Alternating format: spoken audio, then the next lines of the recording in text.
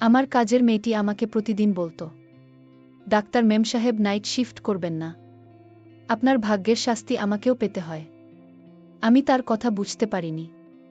একদিন আমি অসুস্থ ছিলাম, তাই অন্য কাউকে দায়িত্ব দিয়ে হঠাৎ তাড়াতাড়ি বাড়িতে চলে এলাম।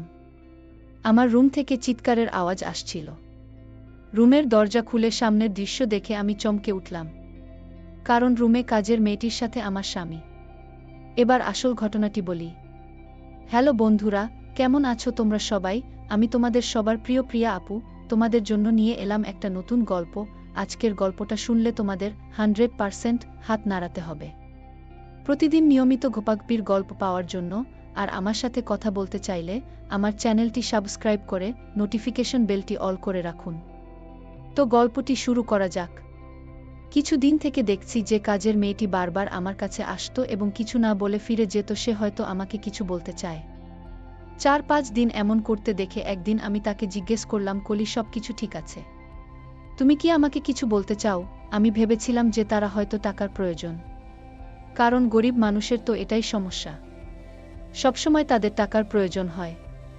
তাই আমি তাকে জিজ্ঞাসা করলাম, তার টাকার দরকার কি না? তখন কলি বলতে লাগল, না মেম সাহেব, আমার টাকার দরকার নেই, আমি বরং আপনার সাথে অন্য কিছু নিয়ে কথা বলতে চেয়েছিলাম। আমি তার মুখে দুশ্চিন্তার রেখা স্পষ্ট দেখতে পাচ্ছিলাম। আমি তাকে বললাম, কলি, তাড়াতাড়ি বল, আমার ডিউটিতে যেতে দেরি হয়ে যাচ্ছে। কলি বলতে লাগল, আমি শুধু আপনাকে বলতে চাই আপনি নাইট ডিউটি করবেন না। আমি হতবাক আর একটু রাগের সাথে ওর দিকে তাকালাম আর জিজ্ঞেস করলাম, নাইট ডিউটি না করার মানে কি? আমাকে এমন উপদেশ দেবার জন্য আমাকে রাগান্বিত দেখেও আর কিছু না বলে দ্রুত সেখান থেকে চলে গেল। আমি ভাবলাম হয়তো আমি চলে যাওয়ার কারণে ওকে বেশি কাজ করতে হয়, সেজন্য আমাকে এসব বলছে। যাই হোক, অনেক দিন ধরে ওর আচরণে পরিবর্তন দেখতে পাচ্ছি, তাই ভাবলাম যে আমার ওর উপর নজর রাখা উচিত এবং ওর মনে কি চলছে তা জানা দরকার। যাই হোক, আমি ডিউটিতে চলে গেলাম। যদিও আগে আমি শুধু দিনের ডিউটি করতাম, তবে গত 2 বছর ধরে আমি নাইট ডিউটি করছি এবং এতে আমার কোনো সমস্যা হয়নি। এখন বাচ্চারা বড় হয়ে গেছে এবং বাড়িতে কাজের মেয়ে কলি আছে। ওকে পুরো সময়ের জন্য রাখা হয়েছিল যাতে ও দিনরাত আমাদের বাড়িতে থাকে। সন্ধ্যায় তো আমার স্বামীও বাড়ি থেকে চলে যেত, তাই আমার কোনো চিন্তা ছিল না। কিন্তু গত কয়েকদিন ধরে কলিকে নিয়ে আমার মনে অদ্ভুত ভাবনা শুরু হয়েছে। সে হয়তো আমার আড়ালে খারাপ কিছু করছে। প্রায় আমার সহকর্মী মহিলাদের থেকে শুনতাম যে এমনই এক মহিলা তার বাড়ির কাজের মেয়ের হাতে ছেড়ে দেয় এবং তার স্বামী কাজের মেয়ের সাথে খারাপ আচরণ শুরু করে এবং তাকে লুকিয়ে বিয়ে করে। এই খবর শোনার পর থেকে আমি শান্তি পাচ্ছিলাম না। একদিকে আমার স্বামীর প্রতি আমার পূর্ণ বিশ্বাস ছিল যে আমার স্বামী আমার সাথে এমন কিছু করবে না, এবং কাজের মেয়েটির উপর বিশ্বাস ছিল, কারণ সে খুব ভদ্র। কিন্তু আবার ভাবলাম যে কারও বদলাতে সময় লাগে না। আমি আমার স্বামী এবং কাজের উপর নজর রাখার সিদ্ধান্ত নিলাম। আমি সকালে দেরি করে উঠতাম। আমি ভাবলাম যে আমার নিজেই উঠে তার জন্য নাস্তা তৈরি করা উচিত। কিন্তু সারা রাত ডিউটি করার পর এমন ক্লান্ত হয়ে যেতাম যে 5টায় বাসায় ফিরে গভীর ঘুমে তলিয়ে যেতাম আর উঠতে ভাল লাগতো না। দুপুর 2টায় ওঠার পর লাঞ্চ করে আমার প্রাইভেট রুমে বসে থাকতাম। চাকরির পাশাপাশি আমি একটি প্রাইভেট ক্লিনিকও খুলেছিলেন, যেখানে আমি গরিব মানুষের চিকিৎসা বিনামূল্যে করতাম। ক্লিনিক থেকে আসার পর সন্ধ্যায় চা খেয়ে হাসপাতালে যেতাম। মাঝে মাঝে আমার স্বামী আমাকে অভিযোগ করে বলতো, কোহিনূর, তুমি তোমার জীবনকে এতটা ব্যস্ত করে ফেলেছ যে আমাদের জন্য তোমাদের সময় নেই। আমিও তোমাকে ভালোবাসি এবং তোমার প্রয়োজন অনুভব করি। কিন্তু আমার স্বামী খুব ভালো ছিল। আমি তাকে খুব তাড়াতাড়ি মানিয়ে নিতাম এবং ও আমার অসুবিধা বুঝতে জীবন একই রুটিনে চলছিল। কিছুদিন শান্তিতে কেটে গেল। আমি তেমন কিছু দেখতে পেলাম না, তাই আমি কিছুটা নিশ্চিত হলাম। কিন্তু একদিন কলি আবার আমার কাছে এসে বলল, মেম সাহেব, আপনি আমার কথা শুনুন। দিনের বেলায় আপনার ডিউটি করিয়ে নিন, তাহলে আপনার শাস্তি আমাকে ভোগ করতে হবে না। এবারও খুব রেগে বলেছিল এবং কথা শেষ করে সেখান থেকে চলে গেল। ওর কথা শুনে আমি হতবাক হয়ে গেলাম যে আমার ভাগের শাস্তি মানে কি? ও আমার স্বামীর সাথে আমার ভাগের সময় কাটাচ্ছে না তো? এই ভেবে আমার পায়ের নিচ থেকে মাটি সরে গেল। আমার স্বামীর উপর আবার যে বিশ্বাস ছিল সেটা নয় বলে মনে হতে লাগল। কিন্তু তারপর ভাবলাম, না, এটা সম্ভব না, ও নিশ্চয়ই এমনই কথা বলছে। কিন্তু তারপরেও আমি জানতে চাই যে আমার দিনের ডিউটি করার জন্য না করে রাতে ডিউটির জন্য এত জোর করার পিছনে উদ্দেশ্য কি। আমি একজন ডাক্তার এবং আমি সারা জীবন সততার সাথে কাজ করেছি এবং কখনো কারো কাছ থেকে কোনো অনুগ্রহ নেয়নি। হাসপাতালের ম্যানেজার আমাকে যে ডিউটি দিয়েছে তা আমি সানন্দে গ্রহণ করেছি এবং পূর্ণ নিষ্ঠার সাথে পালন করেছি। এখন আমি নাইট শিফটের কথা বলে রেখেছিলাম। বলেছিলাম যে আমি নাইট ডিউটি করব। এতে আমার কোনো সমস্যা নেই। এখন আমি হঠাৎ করে ছেড়ে যেতে পারবো না।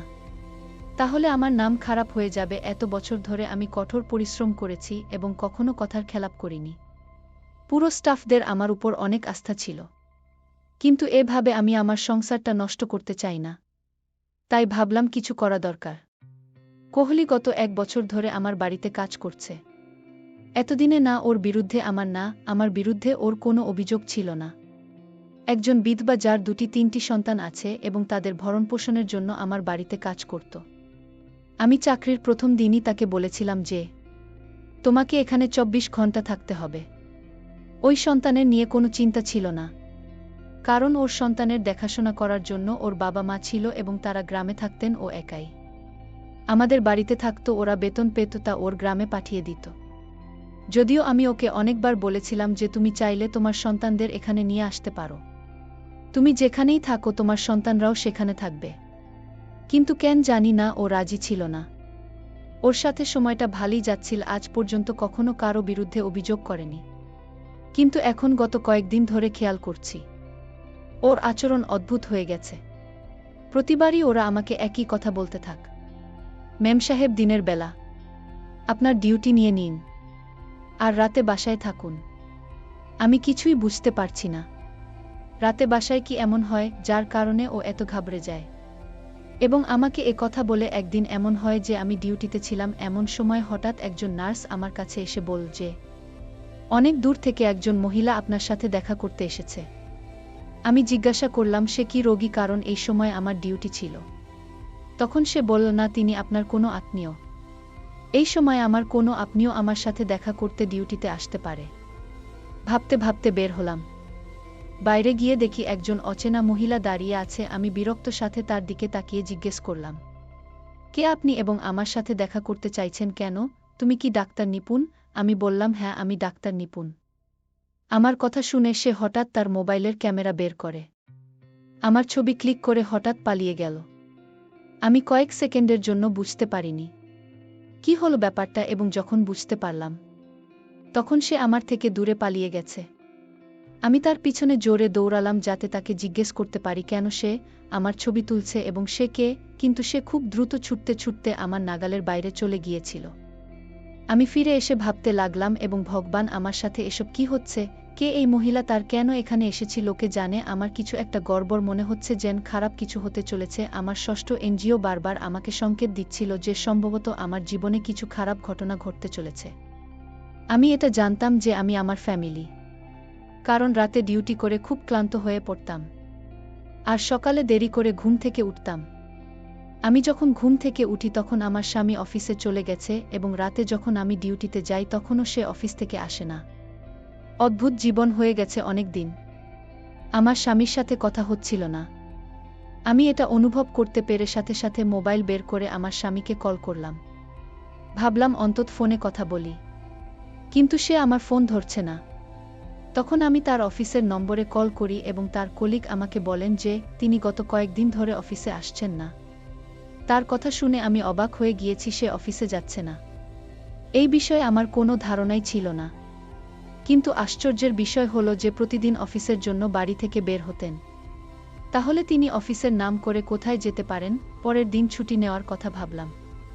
আমি যখন বাড়িতে এই কথাটা জানালাম তখন সবাই খুব খুশি, বিশেষ করে কাজের মেয়ে কলির চোখে মুখে খুশির ছাপ ফুটে উঠল। রাতে খাবার খেয়ে বাইরে হাঁটতে বের হলে দেখলাম কলি কারো সাথে ফোনে কথা বলছে আর কাউকে বলছে মেম সাহেব আজকে বাড়িতে আছেন। আজ আমার কপাল ভালো নইলে তো তার ভাগের শাস্তি পেতে আমি হয়তো মরেই যেতাম। আমি যখন তার কাছে গেলাম সে হঠাৎ ঘাবড়ে গিয়ে ফোন কেটে দিল। আমি যখন তাকে জিজ্ঞেস করলাম তার সাথে কথা বলছে, সে বলল কারো সাথে নয়, শুধু মাকে ফোন করেছিলাম। সন্তানদের খবর নেওয়ার জন্য। এখন কলির প্রতি আমার সন্দেহ বেড়ে গেল। হয়তো সে কোনো ঘোট পাকাচ্ছে অথবা আমার কাছ থেকে বড় কিছু লোক আছে। এটা তো নয় যে সে কোনো অন্যায় কাজে জড়িয়ে পড়েছে। ভাবলাম আজকে বাড়ি থেকে দেখবে এখানে কি এমন হয়, কিন্তু আমার চোখে কিছুই করল না। সবাই আরামে শুয়ে পড়ল। আমার ছুটির কথা শুনে আমার স্বামী খুব খুশি হয়ে বললেন, কতদিন হয়ে গেল আমরা একসাথে সময় কাটানোর সুযোগ পাইনি। আমিও বুঝতে চেষ্টা করলাম সে কি সত্যিই খুশি, নাকি শুধু খুশির ভান করছে, তাই সন্দেহের চোখে তার দিকে তাকালাম। যেটা সম্ভব কিনা যে আমি বাড়ি ছাড়ার পরে তার এবং কাজের মেয়েটির মধ্যে কোনো সম্পর্ক আছে কিনা। সেজন্য মেয়েটি আমাকে বলে যে আপনি বাড়িতে থাকুন, আমার একটি মেয়ে এবং একটি ছেলে আছে। মেয়েটি স্কুলে পড়ে এবং ছেলেটি ছোট ছিল এবং সেই স্কুলে যেত বাড়িতে। আমরা এই কজন ছিলাম, তাই আমার ধারণা ছিল বাড়িতে শুধু একটা কাজের মেয়ে যথেষ্ট। তাই কলি ছাড়া আর কাউকে কাজে নেওয়ার জন্য ভাবিনি। আমি বারবার পরিবারের সদস্যদের অন্য কোনো কাজের মেয়ে নেওয়ার কথা বলেছিলাম। তখন সবাই কলির অনেক প্রশংসা করে বলতো যে ও একা থাকলেও আমাদের কোনো সমস্যা হয় না, তাহলে অন্য কাজের মেয়ে নেওয়ার কি দরকার। আমিও স্বস্তি পেলাম। কিন্তু গত কয়েকদিন ধরে আমি লক্ষ্য করেছিলাম যে কলি আর আমার মেয়ে শান্তা একে অপরের সাথে আরও বেশি ঘনিষ্ঠ হতে শুরু করেছে। শান্তা সারাক্ষণ কলির আশপাশে থাকত। এটা দেখে আমার খুব অদ্ভুত লাগত যে কেন কোহলিকে এত ভালোবাসতে শুরু করল।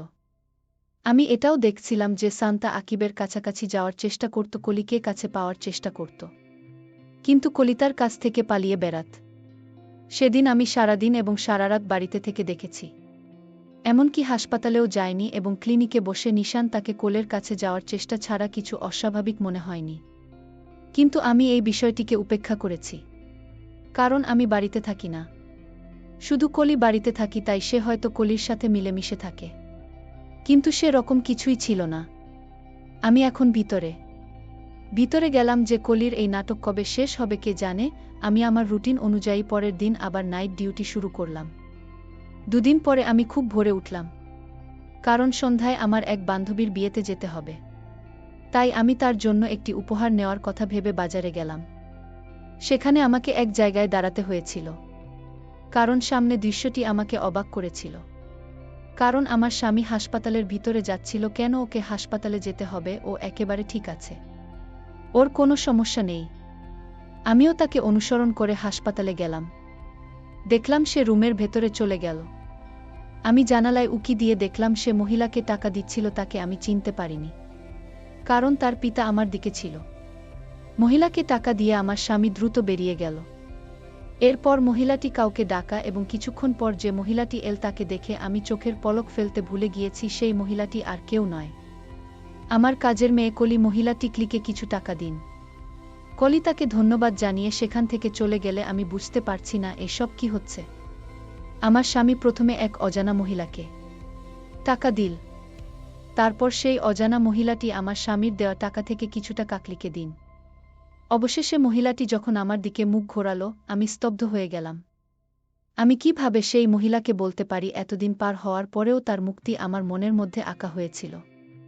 এই সেই একই মহিলা যে সেদিন আমার ছবি তুলে পালিয়ে গিয়েছিল। আমার স্বামীর সাথে এর কি সম্পর্ক? আমি ভাবলাম তাকে গিয়ে জিজ্ঞেস করব, কিন্তু এর পরে আর একজন লোক এসে সেই মহিলার সাথে হাত মিলিয়ে দুজন সেখান থেকে চলে গেল। এসব দেখে এখন আমি নিশ্চিত হলাম যে আমার বিরুদ্ধে কোনো গভীর ষড়যন্ত্র করা হচ্ছে এবং এতে আমার স্বামীর সাথে আমার কাজের মেয়ে কলি জড়িত। আমি সিদ্ধান্ত নিলাম যে আজ আমি দুজনকে হাতে নাতে ধরব। রাতে যখন আমি নাইট ডিউটিতে যাচ্ছিলাম তখন আমার স্বামীও বাসায় এসে আমাকে বলল, চলো আমিও তোমার সাথে যাব, কিছু জরুরি কাজে শহরের বাইরে যেতে হবে। আমি চিন্তায় পড়ে গেলাম যে ও যদি বাড়ির বাইরে থাকে তাহলে কিভাবে ওদের হাতে নাতে ধরব। হাসপাতালে গিয়ে ভাবতে ভাবতে আমার মাথা ব্যথা শুরু হলো। মাথায় প্রচণ্ড ব্যথা শুরু হল। 5 জন ডাক্তার রাউন্ডে এসে আমার অবস্থা দেখে বললেন, আমার মনে হয় না তুমি রাতের ডিউটি করতে পারবে, তোমার বাড়িতে ফিরে যাওয়া উচিত। আমার এমন প্রচণ্ড মাথা ব্যথা ছিল যে আমারও মনে হয়েছিল যে আমি এখানে আর থাকতে পারব না, নইলে আমার শরীর খারাপ হবে। আমি আমার জায়গায় অন্য একজন ডাক্তারকে ডিউটি দিয়ে এবং বাড়িতে না জানিয়ে চলে এলাম। রাতে হঠাৎ করে কখনো বাসায় ফিরিনি। দরজা বন্ধ ছিল। ভাবলাম ওদের ঘুম থেকে উঠানোর চেয়ে চাবি দিয়ে দরজা খুললেই ভালো হবে। ভিতরে ঢুকতেই বুঝলাম আমার স্বামী হয়তো এখনো বাড়ি ফেরেননি, কারণ তার গাড়ি ছিল না। আমি আমার রুমের দিকে যেতে শুরু করেছিলাম। এমন সময় হঠাৎ চিৎকারের আওয়াজ পেলাম। উপর থেকে শব্দ আসছে। দৌড়তে লাগলাম। আমি যখন উপরে গেলাম তখনও আমার ছোট মেয়ের ঘর থেকে চিৎকারের আওয়াজ আসছে। আমি এগিয়ে গিয়ে সাথে সাথে দরজা খুললাম। সামনের দৃশ্যটা দেখে আমার নিজেরই চিৎকার বেরিয়ে গেল। কারণ এটা সেই দৃশ্য যা আমার আত্মাকে নাড়া দিয়ে দেয়। আমি দেখলাম আমার মেয়ে বাজেভাবে কলিকে মারছে আর কলি গলা চিরে চিৎকার করছে। এগিয়ে গিয়ে ওকে সরিয়ে দিলাম। আমাকে দেখে বিরক্ত হয়ে গেল আমার মেয়ে। এদিকে আমাকে দেখে কলি তাড়াতাড়ি আমার পিছনে লুকিয়ে বলল, এই জন্যই তো আপনাকে নাইট ডিউটি না করতে বললাম। কারণ আপনি চলে যাবার পর আমার সাথে এটাই ঘটে। আপনার মেয়ে আমাকে প্রতি রাতে আমাকে মারধর করে। এবং এটা আজ থেকে নয়, অনেক দিন ধরে এমন। আর আপনার মেয়ের যন্ত্রণা আর সহ্য করতে হচ্ছে। আপনি যখন রাতে ডিউটিতে চলে যান তখন আপনার মেয়ে আমাকে প্রতি রাতে গলা ধরে আমাকে মারতে শুরু করে। আমি কাজের মেয়ের কথা শুনে অনেক চিন্তায় পড়ে গেলাম। তাহলে আমার মেয়ের কি হয়েছে যে আমার স্বামী এবং তোমাকে মারধর করে? তারপর আমার মেয়েকে একজন মানসিক ডাক্তারের কাছে নিয়ে গেলাম। মানসিক ডাক্তার বলল, আপনার মেয়ের কিছু হয়নি। আপনার মেয়ে বাবা মায়ের ভালোবাসা পায়নি। আর তাই আপনার মেয়ের এমন অবস্থা। আপনি থাকেন রাতে ডিউটিতে আর আপনার স্বামী থাকে দিনে ডিউটিতে। আর তাই আপনার মেয়ে আপনাদের ভালোবাসা থেকে বঞ্চিত হয়। সে একাকিত্ব হয়ে যায়। আর এই জন্যই আপনার মেয়ে মানসিকভাবে ভেঙে পড়ে। এখন থেকে আপনারা ওকে সময় দিন। তাহলে সব ঠিক হয়ে যাবে। প্রিয় বন্ধুরা, গল্পটি ভালো লাগলে অবশ্যই কমেন্ট করে জানাবেন। আর নিয়মিত এমন আলাদা স্বাদের গল্প শুনতে ভিডিওটিতে লাইক এবং চ্যানেলটিকে সাবস্ক্রাইব করে সাথেই থাকুন। আর হ্যাঁ, নোটিফিকেশন বেলটি অল করে রাখবেন, যাতে পরবর্তী গল্প সবার প্রথমে আপনাদের কাছে পৌঁছে যায়। ধন্যবাদ বন্ধুরা। ধন্যবাদ সবাইকে।